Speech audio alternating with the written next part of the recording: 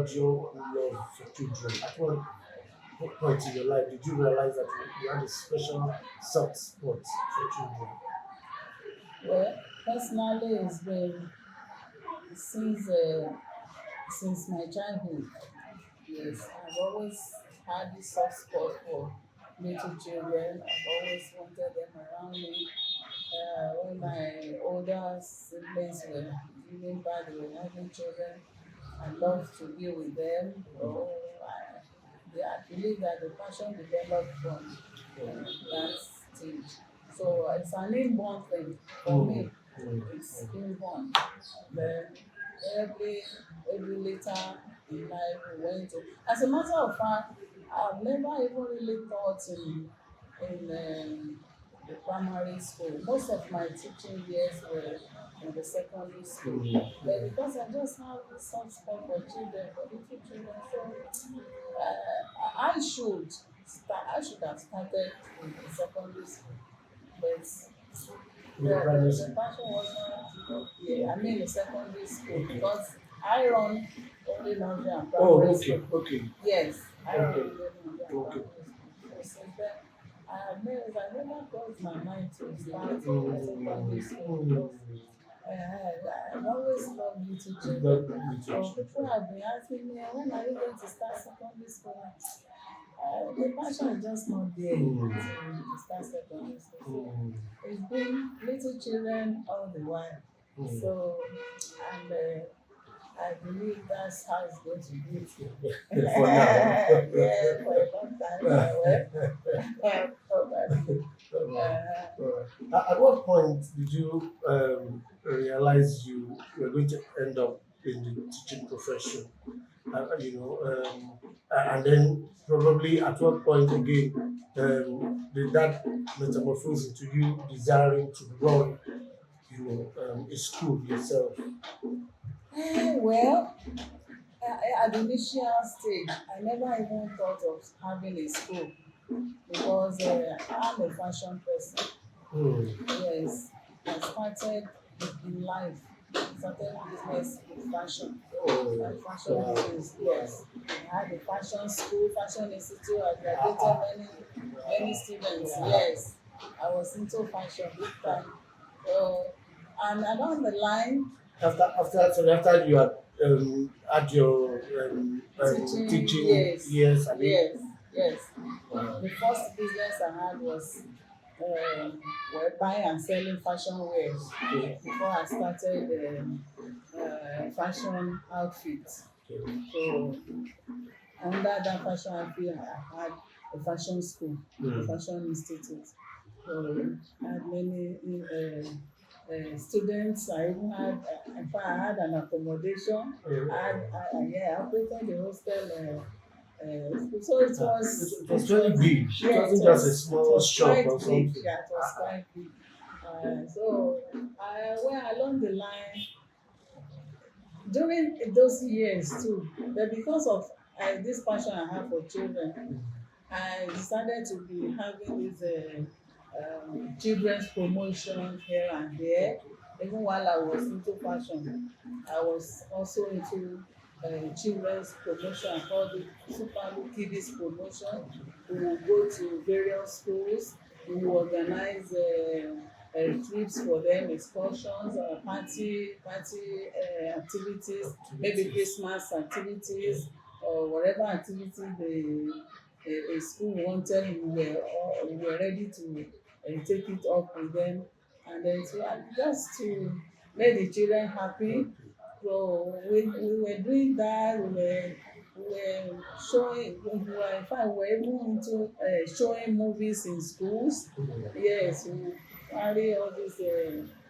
Back then, we had so many films that we would take to schools to show to the children. Hmm. And it was at that stage that we ventured into secondary schools because we believe that they will appreciate it better than Okay. the younger The ones. younger ones. Yes, so I was into kiddies promotion for a while. So, and then during those years of mingling with children, Hmm. so, and I saw the way many of these proprietors ran the schools. So I was like, I saw a lot of things that needed to change. So I I made up my mind that I was going to start a school. Yeah. Yes, I was going to start a school. So, and that's what made me to start in the year 2002. Mm. I was still having my fashion outfit at that time. Yes, so I decided to start a school, this on a small scale, which has metamorphosed into To what what it we is have today. today. The glory of You God no longer Almighty. run the fashion school. No, but although I no longer run the fashion school, I no longer run the fashion institute. I mean the fashion outfit. Outfit. But I had a tailor who had been with me for a long time then. I left him there to continue to operate Mm. the fashion. So I left most of the equipment with him. He still comes there. So we still work together. Like if I want to produce, if I want to Okay. produce any outfit for myself or even for members of my family, Yeah. yes, I make use of him. Yeah. And many of my friends still rely on me to give them designs Designs. Oh, okay. yes, for Ah, whatever fabrics that's they interesting. have. So yes. That's interesting. Mm. You started from the Alapico Yes, school, yes, and I was told that you started pretty small, then when you yes, started. yes, yes. How was it like back then, in the early years? Yeah, How it difficult were was. these periods? Yeah, it was interesting. At least um, as a novice in the education sector, Mm. I made sure I went through some of the people that I had known. I went to them at least to learn a little bit under them. So many of them put me through, this is how it is done, this is how it is done. So it was a gradual thing. Mm. So I decided, okay, these are the things I would like to change in the education sector. Mm. Because I discovered that many of those providers then, they were not honest. Yes, Okay. they were not honest, and the way they handled the staff, it was not something that was nice.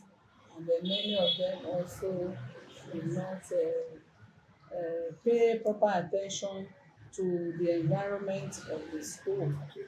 Yes, so I decided I was going to change. So when I started, I made sure I created a very conducive environment for learning. Yes, I made sure I got enough play gadgets Mm. for children, the Montessori aspect of the Montessori education. I put it in the corner so that the children could learn through play, Yeah. because I believe that children learn better through play. So I decided to start with that. And then to the glory of God, many parents they loved what we were doing, Mm. and then they invited their friends from other schools. Mm. So that's how we started, and Mm. God accepted us this Exactly. time. How was it like in terms of meeting up with the competition? Because I mean, in an environment like this, whether it's in Mm. Alakuko, whether it's here in Akonjo, there are lots and lots of Yes, schools. yes, What were the things that you were able to do to stand out, to make the Frontliner school different from the others? okay.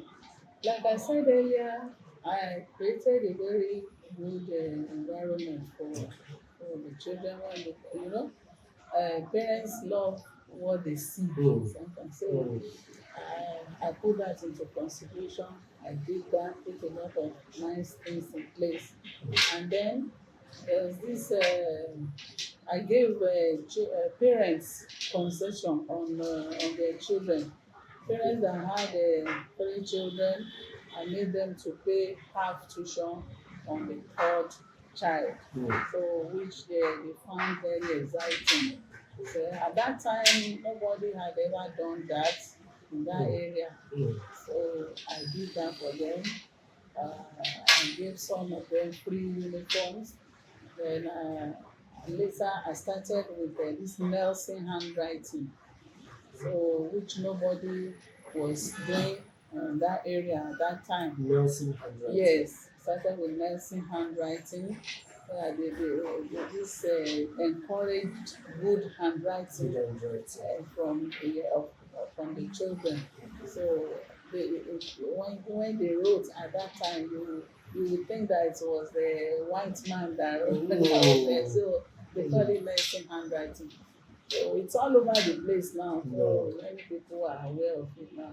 So that we brought it into our curriculum. Okay. And then we did a lot of fun activities that, at least apart from academics, we incorporated a lot of fun activities that will be of high interest to the children. We were having like color day, fruit day.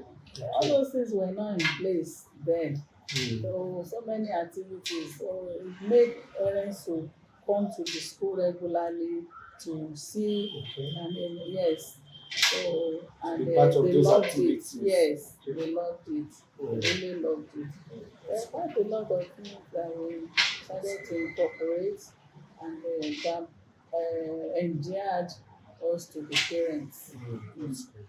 That's good. The name, the Frontliners. Frontliners. What inspired that name? It's a Yeah. standout name. Yes. So even when we drove here and I saw the name, Mm. it looked like the sort of name many parents would see and say, "Ah, let's make inquiries about this school." So what inspired the name? Yeah, inspiration came from the belief and the strong will that I had then, that any child that will pass through my school must be at the front line of every good thing. Of academic Yes, excellence. beginning from academic excellence, spiritual prowess, and moral integrity, every good work, every good thing, yes, must be at the front line. So I had that at the back of my mind. So that is why I said no. Any child that has left my school must be a frontliner in any good thing. Yes, all over the world, not in Nigeria alone. Yes, but wherever people are making waves in good things, my pupils must be identified there. Yes, so that is the motive for that name.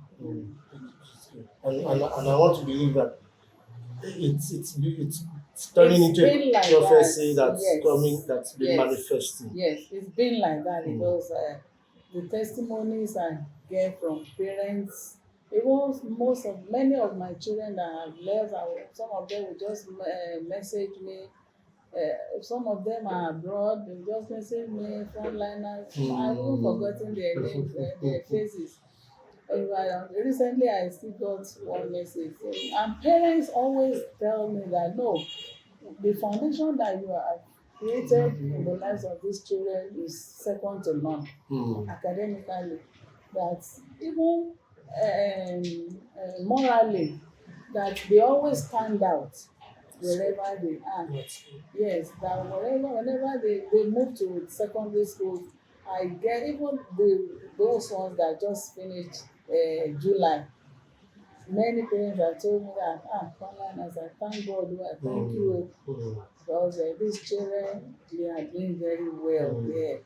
They are doing very well. They are among the top 5 anywhere they go. So I think it's a lot of blessing Yes, for me. Mm. A lot of things parents also are always often concerned about is the quality of the teachers in the schools, and who to take their words to. Yes. Um, how do you address this in terms of recruitment of teachers for your school? Yeah. Recruitment of teachers has been a Herculean task for Mm. me because there was a time I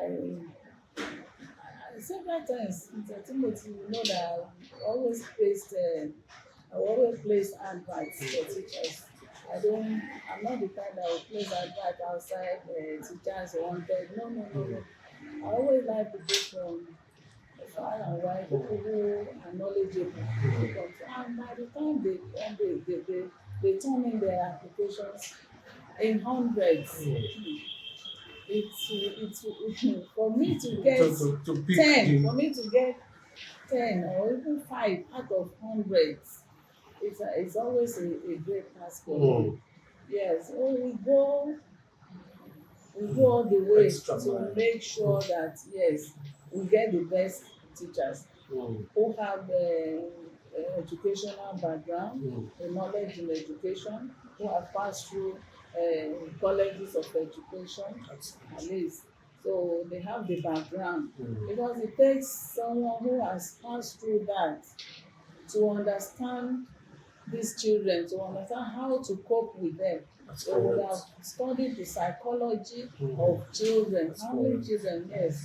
So because anybody, except if you are exceptionally It's naturally good, gifted. yes, you have that passion for children, Mm.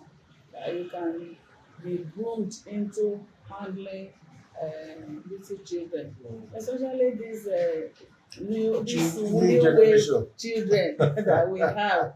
Yes, just theirs just a different ball game entirely. So even as we get them employed, we still train them. Mm. We continue to train and retrain and retrain from time to time Mm. because things keep changing. It's true. So we must keep ourselves abreast of the current trends in education. So that's why many of them have been with me for a long time. They are doing very well, and parents are That's proud good. of I know that apart from the academic aspect, them. Yes, parents are also hopeful that the school will impact spiritually on their yes, children. yes, So, and they would look at the owner of the school. They want to see the owner of the school and yeah, see if our spirituality will reflect on the children, on the children and on the school. definitely, So, definitely. what have you done in that aspect? Yeah, we do that even from assembly.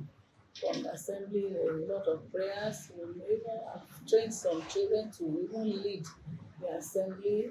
Yes, to lead prayer sessions. We have introduced it to them, so it's already part of them. Mm. And then we take them through moral training, right from the assembly. There is this life instruction that we give them. We teach them etiquette, how to behave well in the midst of people. When you go out, how to do this, how to do that. So they have gotten acculturated into all these things. So it's been part of the school activity, part of the school culture. Spiritual aspect of training is very important. Yeah. So, because they must develop this spiritual prowess. Even at Agbado, we have because we have many Muslim so we teach them Islamic instruction too. We teach them through, yes, we have a teacher that does that. So because we believe that they too also need spiritual development. Mm. So we do that for them. That's Mm. let's begin to wrap up now. How much support? I know because I know that private school owners have always had issues with government, with their policies, with their regulations. I think, would you say the situation is getting better? Are you getting, a lot more encouragement from the state government now? Well, how will you say that? Because to me, personally, I believe it's getting worse. Hmm. Yes, yeah, we keep coming up with various levies Levies, here and there taxes. all the time, countries, and then we begin to wonder. And then, well, lately we are made to understand that the local government, maybe they are playing some pranks with us, I don't know. We have been made to believe that some of these levies don't really come from the state The state government. government. Yes. So, and even the local government also, well, in fairness to them, because lately we got to understand that even the levies that they send out to us are sometimes inflated. Hmm. So not from them, maybe the, I don't know, maybe they have some administrators that they have handed the collection of Okay. those levies to. Hmm. So probably they are the ones that have inflated. Inflated. So we are, as our association, we are going to work on it. We have been doing it. So we started meeting some people. They are the ones that have been telling us this lately. So we are making plans to at least address that situation. Hmm. There Hmm. were times we have taken some of them to court that no, how can you tell us to be paying so much for radio and television? Why should we pay as high as 50,000 or 27,000 for radio and television? The government usually charges like 500 naira or 1,005. Oh, and then Loma, and then so many of these things just crop up. They just spring up from nowhere, and Hmm. so it's been tough for us. Hmm. It's been very tough for us. So Hmm. that's but well, some of them, the one that I know is very important. We pay our yearly dues, annual dues to Hmm. the government, Okay. which is not negotiable. Hmm. Every school who has been approved must do that. Hmm. Yes, we must take it as a point of duty to do that. Hmm.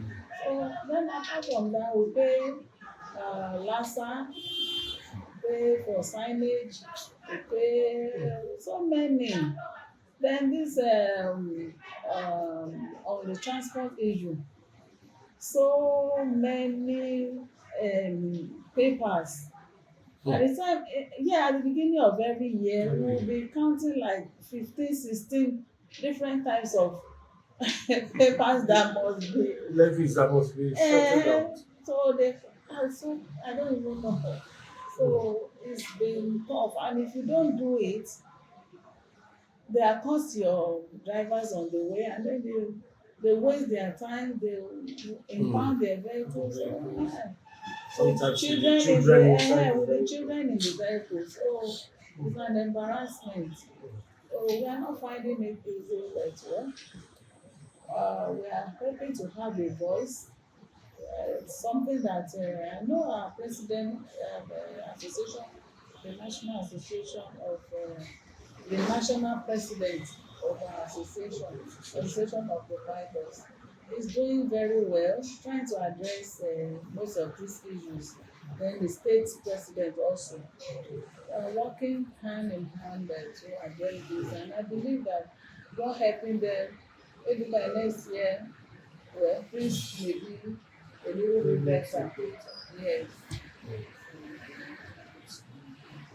Your anniversary celebration. Yes. What shape is it going to take? How big do you plan to Oh, celebrate well, nothing big. School doesn't have money to throw around like that. It's it? nothing big. It's just to gather together and give thanks to God Almighty who has kept us this far. Hmm. Just to appreciate Him for His faithfulness. So it's not something that is going to be big. Just invite parents and maybe some of the old parents will join us, some of the old pupils will also, who are available, can also join us in giving thanks to God. To me, it's supposed to be a day of singing and dancing to God Almighty, who has been faithful to us all this while.